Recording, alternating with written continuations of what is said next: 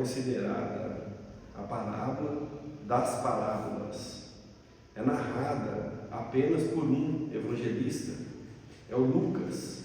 Somente ele narrou a parábola que é considerada a trajetória da humanidade, e que os elementos são simples.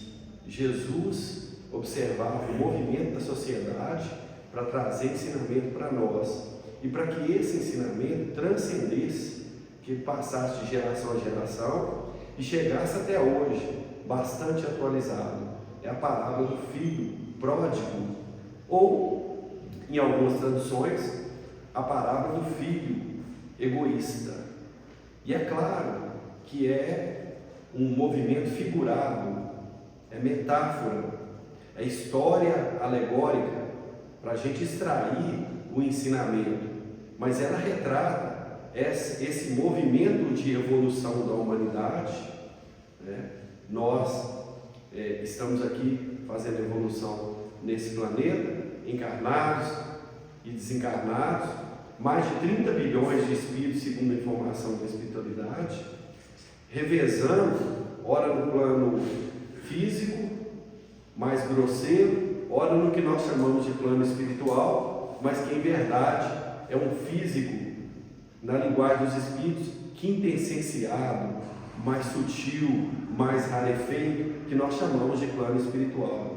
Diz o evangelista, a narrativa de Jesus foi essa, que um pai tinha 2 filhos, e o filho mais novo pediu a herança, porque ele queria viver a vida, queria ir embora. Pai, me dá a minha herança, porque eu quero ir embora, porque ele escolheu ir embora. A escolha, sair de perto do pai. E olha, o pai nem tinha falecido, o pai estava vivo, porque a herança é repartida depois do falecimento, mas ele escolheu. E o pai deu, sabe por quê?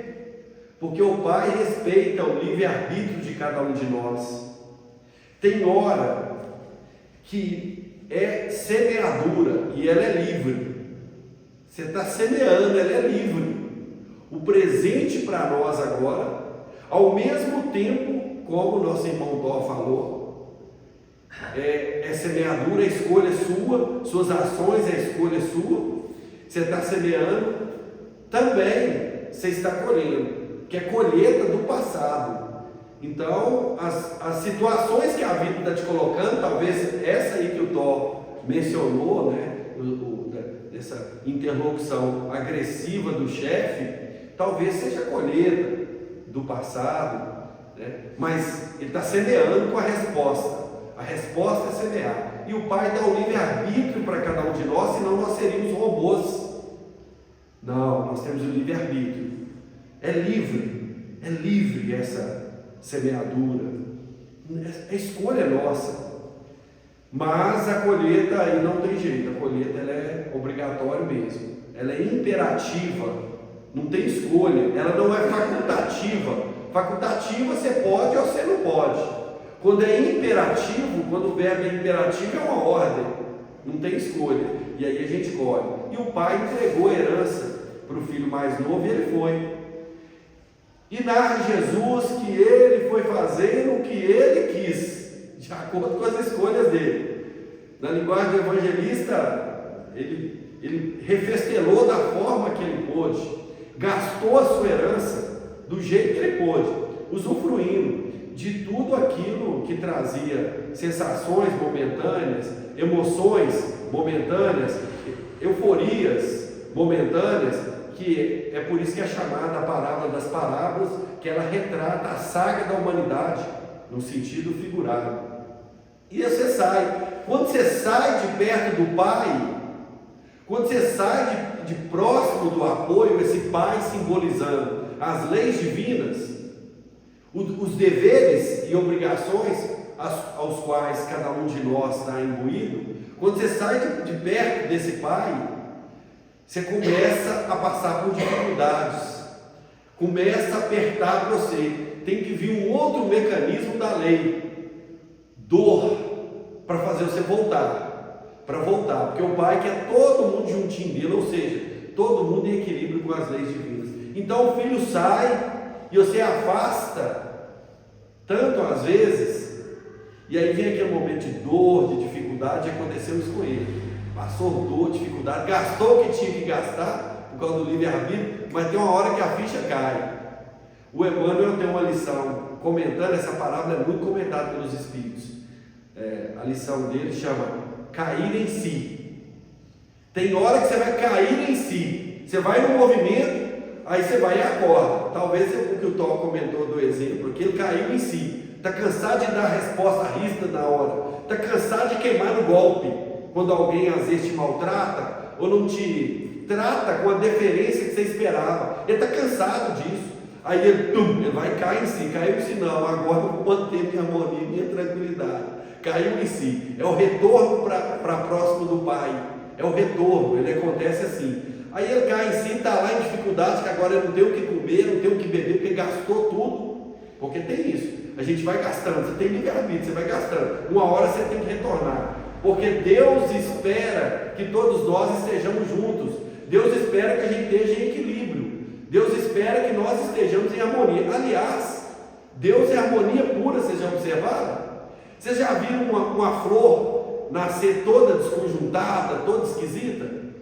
Você já viu uma estrela fora do lugar? Você olha assim, está tudo certinho. Tem nada de desarmonia no universo, não. Está tudo harmônico. A única desarmonia, às vezes, é a nossa atitude. E aí ele passa um momento de grande dificuldade, fome, sede, pensa assim, na casa do meu pai eu tenho tudo. Na linguagem do evangelista, até um jornaleiro tem melhor situação que eu, que era um trabalhador lá da casa do pai, não é o jornaleiro nosso que é agora não. Até um jornaleiro tem de comer, de beber, e eu estou aqui comendo com os porcos. Não, o que eu vou fazer? Eu vou voltar. Sabe por quê, gente? Porque nós queremos ser felizes. Nós queremos ser felizes, mas as nossas escolhas, os caminhos os quais nós pegamos, às vezes ele não vai propiciar esse estado de alma, esse estado de contentamento que o Livro dos Espíritos vai falar, né? Que a lei divina está gravada na nossa consciência. E os homens e as mulheres, é claro, só são infelizes quando dela se afasta. Se você afastar desse movimento, se você afastar desse equilíbrio com a vida, se você afastar do próprio Cristo, que vai dizer eu sou o caminho, a verdade e a vida, que é o símbolo, a materialização do amor na terra, se você afasta desse movimento de amor, ele simboliza isso. Está na obra Caminho, Verdade e Vida. O Emmanuel fala, não, o Jesus, quando você pensa em Jesus, não pensa em Jesus homem não, pensa em quem é a corporificação do amor aqui na terra. Então aproxima dele, por isso que ele vai falar, eu sou, parece que é uma fala orgulhosa, né? Eu sou, parece que é orgulhosa, eu sou o caminho, a verdade e a vida. Ou seja, se você foge desse caminho, tem sofrimento. E ele fala assim, e ninguém vai ao Pai, está vendo? Ninguém vai ao Pai, ou seja, ninguém tem felicidade, ninguém tem equilíbrio na vida, ninguém movimenta no caminho de evolução espiritual, se não for através de mim, de Jesus. Eu sou. E aí esse filho mais novo, padecendo, porque aí vem a dor mesmo, ele procura retornar, porque ele cai em si, retorna para a casa do Pai. E isso é importante. E faz o caminho de volta. Por que é a parábola das parábolas? Porque nós temos feito isso no tempo e no espaço, ao longo das nossas reencarnações. A gente vem na reencarnação, junta com o povo todo que precisa, não cumpre nossas obrigações, nossos compromissos, que daria para nós um respaldo muito grande, uma folha de serviço, uma ambiência espiritual de paz. A gente não cumpre porque a gente distrai aqui, envolvido às vezes nas atrações mais física, mais material, a gente não cumpre, reencarna, retorna para o plano espiritual, cai em si lá, pede para voltar, volta, chega aqui novamente, pisa na bola de novo, reencarna, volta e vai. E o cenário ele vai mudando, a situação que a gente é colocado das pessoas, ele vai mudando para apertar para nós mesmos. para apertar para que a gente encontre, porque o pai deseja, é desejo do pai reunir os filhos na casa e reunir bem, e foi assim que aconteceu. O pai chega e recebe o filho de volta, coloca um anel nele, manda fazer uma festa, né? Manda fazer uma festa. O filho mais velho fica inclusive enciumado, fica chateado, reclama com o pai que ele nunca teve uma festa e tal. Fala: meu filho, mas você sempre esteve aqui comigo, você não precisa não, você tem que receber quem está longe, porque há mais festa no céu quando chega um pecador, entre aspas, né, do que 99 justos. É uma festa quando alguém faz um movimento de volta, porque ele está indo de encontro à sua própria essência, porque nós somos criados para o bem, para a felicidade. Ele está indo de encontro à sua essência. A semeadura é absolutamente livre, é escolha. A colheita é imperativa, é obrigatória. Hoje eu tive com um adolescente de 12 anos na escola, e aí a situação disciplinar dele na escola não é boa, o comportamento dele não é bom, em que pese ter um cognitivo muito desenvolvido e não tem dificuldade para assimilar intelectualmente as matérias, mas o comportamento dele não é bom. E na nossa escola, os alunos que não têm comportamento bom, eles não ficam, a gente não permite, porque nós temos um trato. A gente fala: olha, aqui as pessoas têm que se respeitar, né? Tá bom para você? Tá. Aqui o professor é mestre, tá bom para você? Tá bom, você vai tratar ele como mestre. Sim senhor, sim senhora, tá bom para você? Tá. Aqui os servidores são assim, assim, assado. Aqui você tem, tá bom para você? E aqui, em contrapartida, você receberá um ensino de qualidade e vai ser tratado com todo respeito também. Mas se você não quiser, você também vai sofrer as consequências dos seus atos. Tá bom para você e para a família? Tá. E aí, quando você começa a lidar, a tratar, aí a criança ou adolescente, ela vai cometendo atos que são contrários àquele combinado, nosso combinado. Então a gente fala do combinado, o combinado está escrito. Então, à medida que ele comete um ato, e é igual nós, na lei, não é? Na lei, tem um tanto de coisa que se você fizer, não é verdade? Um monte de coisa. Por exemplo, não está falando que é proibido matar alguém, não está? Não. Se você olhar no Código Penal brasileiro, está assim, não fala assim, é proibido matar um outro, não, nem agredir, não. Fala assim, matar alguém, pena, não proibiu, não. Só que se você matar, não estou falando nem do ponto de vista espiritual, não fala assim, é proibido matar, não. Está assim, matar alguém, pena, tanto a tantos anos e tal, se o crime for cometido. Então, gente, como que é aberto para nós, é tudo muito aberto. Aí ele foi cometendo situações de desrespeito, uma atrás da outra, e aí pediu para falar comigo, e estava tendo dificuldade de falar e tal. Aí teve a intervenção de um familiar, o aluno está querendo falar, eu falei: claro, manda chamar ele lá. E aí sentou e foi me contando a história dele. Não, aquilo que falaram não aconteceu, foi só justificando, sabe? Isso aqui não foi, porque o professor fez isso. Aí falou: mas são muitas. Sabe quantas ocorrências tem aqui? Quase 30 nesse tempo. É muita coisa. Isso aqui, assim, assado. Aí chorou: deixa eu ficar aqui, eu gosto dessa escola, deixa eu permanecer, nós vamos chorar. E eu falei: não traga as minhas mãos. Aí eu contei isso aqui que eu estou falando. Falei de colher, de semeadura. Você semeou. Na primeira semana eu te chamei. Na primeira semana eu falei: não, sua conduta não está boa. Isso aqui vai causar o seu desligamento. Se você gosta daqui realmente, não, porque as outras escolas são fracas para mim, só aqui que eu consigo aprender. Mas você vai para outra agora. Você vai para outra. E felizão, a vida não acabou, não. E aí você vai para outra, sabe por quê? Porque você semeou, chorou, mas vai haver choro e ranger de dente, que não me comoveu. Não me comoveu. Comoveu não. Tranquilo e sereno. A vida vai agir assim com a gente, tranquilo e sereno. É de acordo com aquilo que a gente entrega, gente. Se a gente foca naquilo que efetivamente tem importância, nós ganhamos respaldo para viver. Ontem nós estudamos aqui, né? Acho que 90% da terça-feira está aqui, então. Ontem nós estudamos aqui, iniciamos falando do respaldo que a prática no bem te dá, te traz.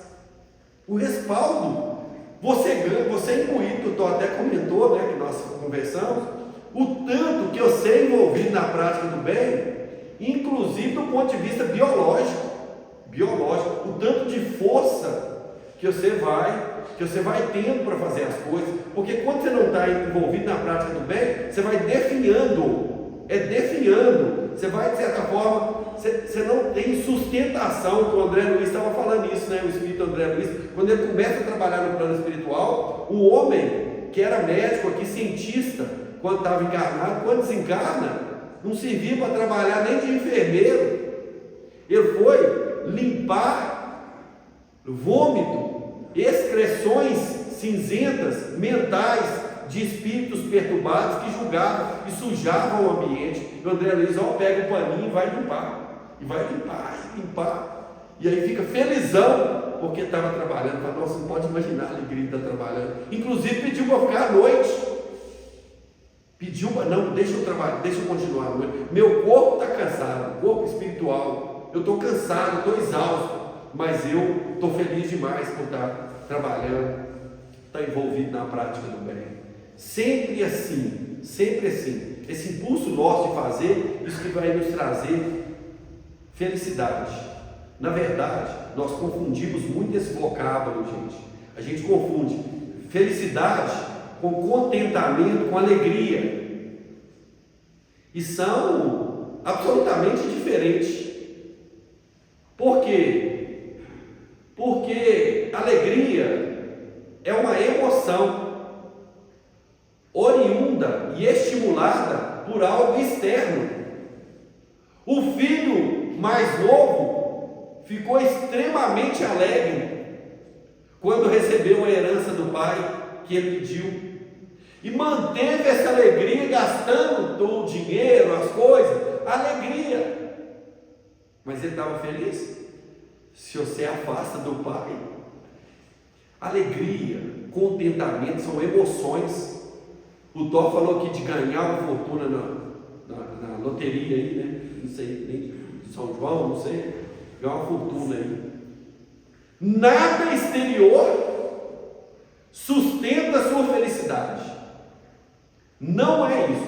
Você vai ter alegria, que é uma emoção e que é absolutamente passageira, e contentamento. Você constrói uma casa, muda por uma casa, você não tem alegria? Ela não te trará felicidade. Você compra um carro novo, você tem alegria? Você tem uma notícia boa, você faz uma coisa que todo mundo elogia, você faz uma comida gostosa, olha, comida gostosa demais, você não fica alegre, não? Você fica na alegria, é mesmo, e tal, aqui te dá uma alegria. Alegria não é felicidade. Alegria vem do estímulo externo, tanto é que ela vem e passa, você volta ao seu estado normal. Aí você recebe outra notícia, você fica alegre, não, você ficou sabendo? Não, deu certo, passei, você fica alegre de novo. Depois ela vai embora. Alegria é emoção, igual raiva, medo, tudo isso é emoção passageira, colocada em nós, é claro, para nossa defesa instintiva. Isso é colocado em nós, no ser humano, para a gente evoluir, para crescer, é tudo importante, mas não é felicidade, não é. Felicidade é de dentro para fora. Felicidade é um estado perene de consciência. Não muda o seu estado. Você está doente do corpo físico, não muda.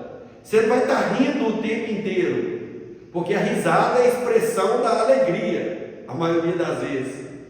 A felicidade é o equilíbrio com o propósito divino.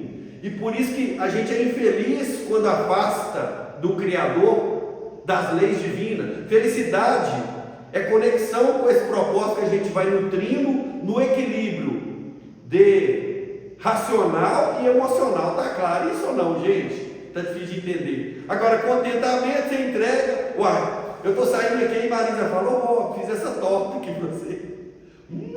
Minha boca vai começar a salivar. Ai, que alegria, vou chegar lá em casa agora e comer um pedaço. Fiquei contentão. Não quer dizer que eu sinto-me feliz na minha vida. Por isso que Jesus fala, eu sou o caminho, a verdade e a vida, e ninguém vai ao Pai. Ninguém tem estado de graça e de equilíbrio se não tiver nesse caminho. Então a primeira coisa que a gente precisa entender é isso. Você ficou contente, você ficou alegre. Mas e para estar feliz? Para estar feliz, seu movimento na vida, ele tem que estar direcionado no bem. Todos os espíritos que nos orientam falam a respeito disso. Seu movimento tem que estar conectado no bem. É isso. Não quer dizer que você não vai pisar na bola, que você não vai errar, não. Não tem nada disso, não. Quer dizer que o seu propósito, a sua decisão, o seu estilo de vida é viver com conexão com o bem, fazer todo o bem possível dentro da sua condição de espírito, todo o bem possível. Isso é interno, não é externo. Não é externo. Então você pode ver a pessoa às vezes está lá sisuda e você vai perguntar para ela: você é feliz? Vocês já se perguntaram isso? Se são felizes? Você tem conexão com o seu pensamento, com suas emoções? Você perde o equilíbrio rapidamente, fica desequilibrado por muito tempo? Você tem condição de manter equilíbrio mesmo em situação de estresse? Qual que é o movimento de fé que você realiza, de fidelidade, de confiança nas situações que a vida se apresenta? O Chico Xavier tomava 12 comprimidos por dia, em razão de um monte de coisa que teve angina, teve secretária, teve um monte de coisa, e era absolutamente feliz. Tinha conexão. É isso. No livro Diretrizes, que é uma palavra que a Marisa iniciou até aqui falando, trazer diretrizes para nós, diretrizes para uma vida feliz. Eu gosto do preâmbulo, porque o início do livro, ele começa muito bem contando a narrativa antiga, que é uma cômica, mas de uma profundidade para mim, que eu já mencionei ela diversas vezes. Ela é cômica, interessante, mas é profunda, que é o homem pobre e o gênio da lâmpada. Ele vai contando que um homem muito pobre, mais pobre mesmo, andava catando coisas que ele encontrava para vender, só ele e a esposa, só os dois, absolutamente pobres, e ele muito tristonho, porque não tinha recursos para as necessidades básicas dele, sonhava ter dinheiro e não conseguia nem mesmo emprego. E um dia, ele passando na beira da praia, ele chutando algumas coisinhas assim, chutando, e com um saco nas costas, ele vê um objeto luminoso. Aí ele chuta aquele objeto que estava enfiado na areia, era uma lâmpada, gente, dessa lâmpada de Aladim mesmo, sabe? Dessa que a gente conhece mesmo, era uma lâmpada. E aí a lâmpada, ele olhou e falou: nossa, é uma lâmpada, será que essa lâmpada é mágica como das histórias que nos contam? E aí ele pega a camisa dele, muito suja, rota, e começa a esfregar a lâmpada. Ele vai esfregando a lâmpada, de fato, começa a sair uma fumacinha, que começou branca, amarela, esverdeada, e ela foi subindo e formando quase uma nuvem. Quando ela foi acinzentando, se formou a figura de um gênio. E o gênio já espreguiça e fala: ai, que alegria, você me encontrou agora, 1000 anos que eu estava preso nessa lâmpada, que alegria, que contentamento.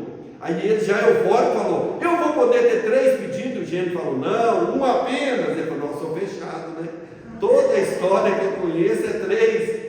E essa agora vai ser, até nisso eu sou fechado, porque o pessimista, né, ó vida, ó azar, ó, ele só enxerga negatividade, é o pessimismo, né, tudo está ruim. E mesmo tendo um presentão dele, o gênio falou: um pedido, e anda rápido, que eu estou ansioso para sair por aí, eu estou há mil anos dentro dessa lâmpada. E ele vai fazer o pedido. E aí ele pensa, e o gênio pressionando ele cada vez mais, né? Vão, peça de uma vez. Aí quando ele fala, eu vou pedir para ter dinheiro demais, acabou a minha miséria. Agora, vocês pediriam isso também, gente? Hã? Não? O toque é ganhar na quina sozinho. Talvez ele ganhe a quina da mesa, né? Acerta a quina. O Espírito Emmanuel fala assim: aprenda a tomar conta de uma moeda que um dia ser-lhe-á dado um cofre. Quem já sabe tomar conta de uma moeda aí, talvez pode ter um cofre. Mas se nós não sabemos tomar conta de uma moeda, aí é difícil para a gente ter um cofre, né? Sempre do simples para o mais, para o complexo, né? A gente às vezes não dá conta. Se a gente fizer como a condessa do capítulo 13 do Evangelho segundo o Espiritismo, não saiba se a mão esquerda, que dê a direita, aquele movimento do infortúnio oculto, é o título, depois vocês dêem uma lida lá. Se a gente fizer como ela, nós estamos prontos para ganhar na quina e até na sexta, se tiver. Mas aí, gente, ele vai pedir, água acabou, gente, não vou ser pobre mais, ele acabou. Quando ele vai pedir, ele lembra da esposa dele e fala assim: o sonho, minha mulher nunca me importou de ser pobre, a mulher é mais evoluída que ele. Minha mulher nunca importou de ser pobre, mas ela sempre quis ter filho, e nós nunca pudemos.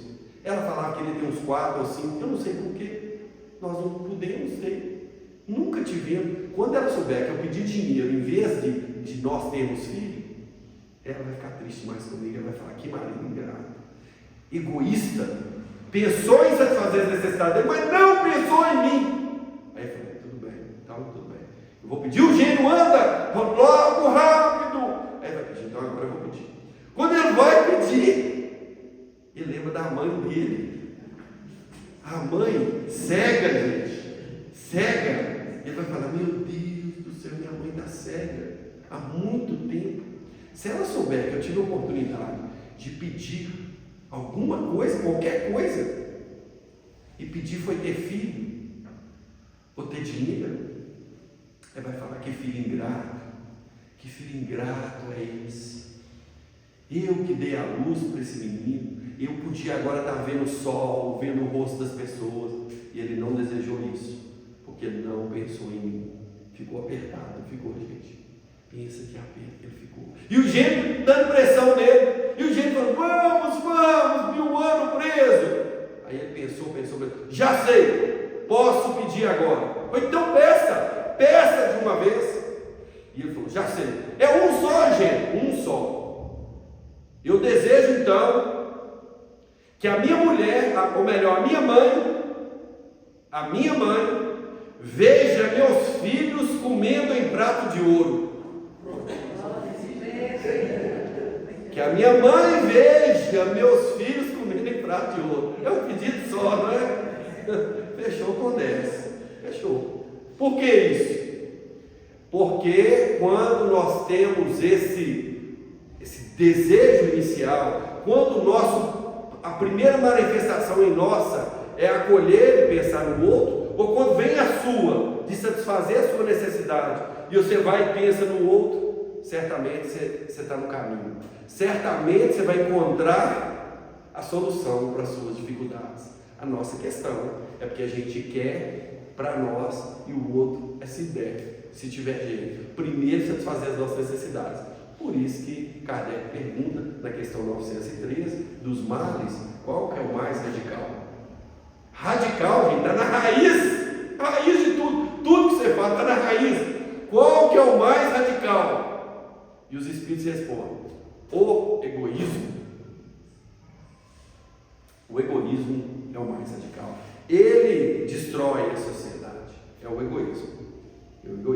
E mais adiante ele vai questionar em outra pergunta, vai falar dos males que poderiam obstaculizar o progresso, colocar obstáculo, melhor assim, no progresso da humanidade.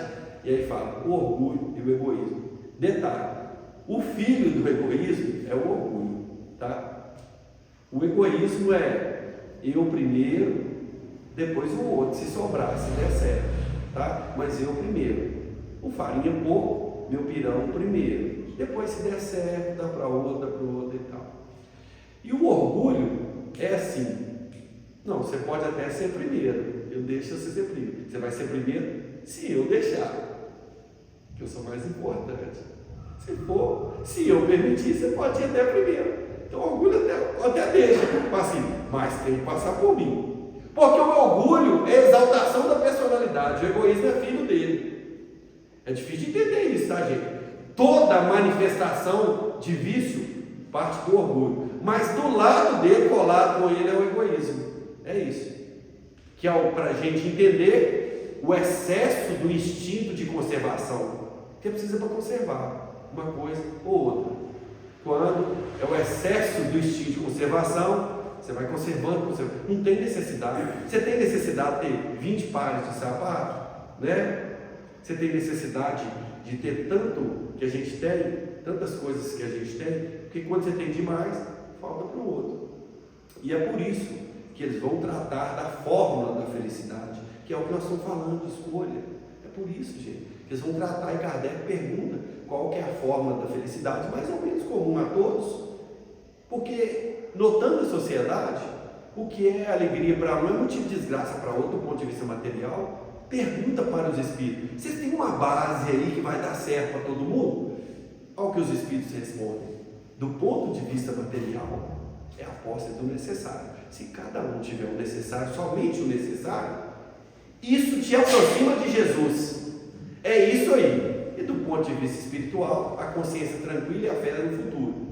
Então ele dividiu em 3. Kardec perguntou só material, mas ele falou: não vou abranger a resposta. Do ponto de vista material, é a posse do necessário. E o Emmanuel fala: necessário é que a gente deve estar nos perguntando o que é necessário, né? Porque eu acho que é necessário, às vezes, o que não é necessário.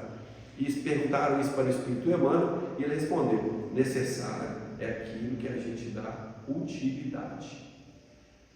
O que é útil, o que você está dando utilidade, chega na sua casa e olha o que está sendo útil. Vai olhando tudo, olha os móveis, olha tudo, olha as panelas, as pratarias que você nunca usou, que está lá esperando a visita. Se você estiver com visita, me chama para almoçar lá, né, Maria? Porque aí você tira a prataria nova, senão você desencarna e não usa, né? A prataria. Olha lá, o que você não dá utilidade, você está gerando desgraça. Tem gente que não gosta dessa palavra, não, né? Mas isso aí é desdita, é falta de felicidade. Você está gerando infelicidade, primeiro para você, depois para os outros. Não, mas vocês são radical demais, esses espíritos são radical. Não sou eu que estou falando. Isso está no livro dos Espíritos, e a interpretação é clara. Do ponto de vista material, é a posse do necessário. Se você movimenta com algo material que não há necessidade, você está contrapondo a sua felicidade. É contrário à sua felicidade acumular coisa. Vocês conhecem pessoas que são acumuladoras, os chamados acumuladores? Tem muitos. Acumuladores, ele acumula aquele monte de coisa, vai acumulando. Acumulador. Coisas que poderiam ser úteis para outras pessoas, e a gente vai acumulando na perspectiva: não, eu vou precisar um dia, mas passa a encarnação inteira quase que sem precisar. Nós damos vazão e aumentamos o nosso egoísmo com essa nossa atitude. E é em tudo, gente. Roupa eu nem falo, né? Roupa nem fala. Se você abrir para dar roupa nem se fala. Então, do ponto de vista material, é a posse do necessário. Do ponto de vista, aliás, a gente precisa trabalhar isso, porque senão há uma tendência a gente acumular. A gente vai comprando, vê uma coisa, olha isso, vai comprando, fica quase que viciado em comprar, em acumular. E é claro que a gente tem que trabalhar isso em nós. E do ponto de vista espiritual, a consciência tranquila. Estar em consciência tranquila é estar em comum acordo com o propósito que você elegeu e o propósito divino. É isso, é voltar para a casa do Pai. Estar com consciência tranquila é estar dando o melhor que você tem. Não é olhando o outro e falando, ó, olha, Micael, como é que ele faz? Ele faz, esse menino está aqui toda quarta-feira, um homem bom, né? Ele publica um negócio para nós, ó, ele põe ele que cuida dessas coisas. Ô menino bom, menino tão novo, né, gente? Se fosse os outros, estava aí e tal. Não olha o Micael, não. Olha você. O que você pode fazer? O que você tem feito? Qual que é o seu movimento? Não olha o outro, não. Eu posso comparar com o Divaldo Franco? Você pode? Tem jeito. O cara com 98 anos estava fazendo palestra, sentadão lá no bancão. Senhoras, senhores, queridos irmãos, 98 anos, comandando a Mansão do Caminho, que está lá, prossegue, né? Lá em Salvador, com milhares de pessoas. A educação básica lá, de creche, aliás, de gestante, ele recebe gestante, de movimento de saúde lá, de posto lá dentro, tudo criado, tudo com essa educação espiritual, com esse envolvimento espiritual. Eu nessa encarnação, está muito longe de eu movimentar nessa direção, mas eu dou conta de alguma coisa já. Eu consigo algumas coisas. Todo mundo consegue algumas coisas. Nós conseguimos. É esse potencial, é esse conseguir alguma coisa, é que nós temos que colocar à disposição da vida, porque isso é lei divina. Está na terceira parte do livro dos Espíritos, chamada lei de sociedade. Isso é lei divina. Se você não põe, você vai entristecer. Você vai entristecer mesmo. Você está apartado da felicidade. É isso aí. Por isso que Jesus fala: quem quiser salvar a vida, aí salvar é aceitar as propostas que vão vir, os acenos. Não, tem que usufruir mesmo, tem que, a gente não sabe o dia de amanhã, né? Quem quiser salvar a vida, perdê-la. Ele é claro. Ele não está falando assim, talvez você vai perder. Eu não sei. Não, é imperativo. Se você for nesse movimento de horizontalidade, que é o terra a terra, e não espiritualizar, na horizontalidade, espiritualizando, é sua atitude verticalizar, sua atitude. Se você for nesse movimento, você está perdendo a sua reencarnação, como muitas outras. Quem quiser salvar a vida, perdê-la. E quem perdê-la, na visão de todo mundo, está perdendo a vida. Uai, você está aqui, o pneu estava cheio, você foi no outra reunião, você está ou fazendo o que você está fazendo, dando de si, cedendo, perdoando, buscando amar, movimentando, fazendo bem, esforçando-te, calando na hora necessária, entrando em prece, não julgando. E quem perder na visão do mundo, está perdendo a vida porque não está aproveitando do ponto de vista material. Quem perdê-la dessa forma, ganhá-la-á. Vai ganhar. E ele continua: de que vale o homem ganhar o mundo e perder a sua alma?